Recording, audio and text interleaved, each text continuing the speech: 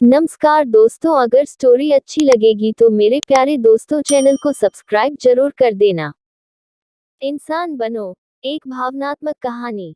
मैं अपने दोस्त के साथ मशहूर लस्सी की दुकान पर था। हमने लस्सी का ऑर्डर दिया था।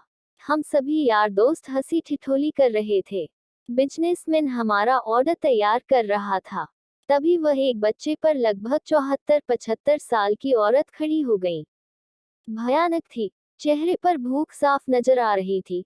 आंखें चेहरे के अंदर घुसी हुई थी, लेकिन आंखों में पानी चमक रही थी। देखकर ही पता चल रहा था कि उनका गुजराता मानकर दिखाया जाएगा। मेरे भाई ने कहा, दादी क्या आप लस्सी पिएंगी? मेरी ये बात सुनकर दादी कम और मेरे दोस्त को सबसे ज्यादा आश्चर्य हुआ, क्योंकि अगर मैं शौकीन को पैसे देता तो 5 या 10 रुपये देता, लेकिन लस्सी तो 40 रुपये की थी।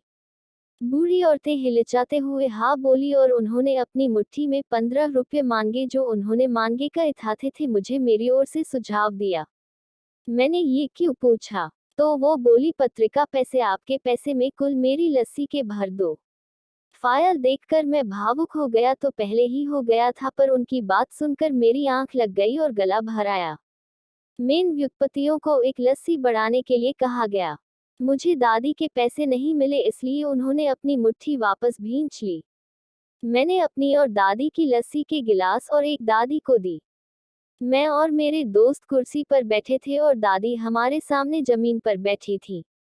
मैं आपको लाचार और गरीब महसूस करने लगा, क्योंकि उद्योगपति मेरे दोस्त और विश्राम के ग्राहक कुछ बोल न दे, इसलिए मेरी दादी को कुर्सी पर बैठने के लिए जगह नहीं मिली। मुझे घुटन महसूस होने लगी। मैं कुर्सी से उठा और दादी के पास जमीन पर बैठ गया। ऐसा करने के लिए मैं आजाद था और इससे किसी को कोई परेशानी नहीं हुई, इसका भी कोई सवाल नहीं था। मेरे दोस्त बड़े अजीब नज़ारे से मेरी तरफ देख रहे थे। वो कुछ बोल इसी तरह पहले दिग्गजों ने दादी को उठाया और कुर्सी पर दबा दी और मेरी तरफदारी करके देखे गए हाथ में हाथ मिलाया। साहब ऊपर बैठे।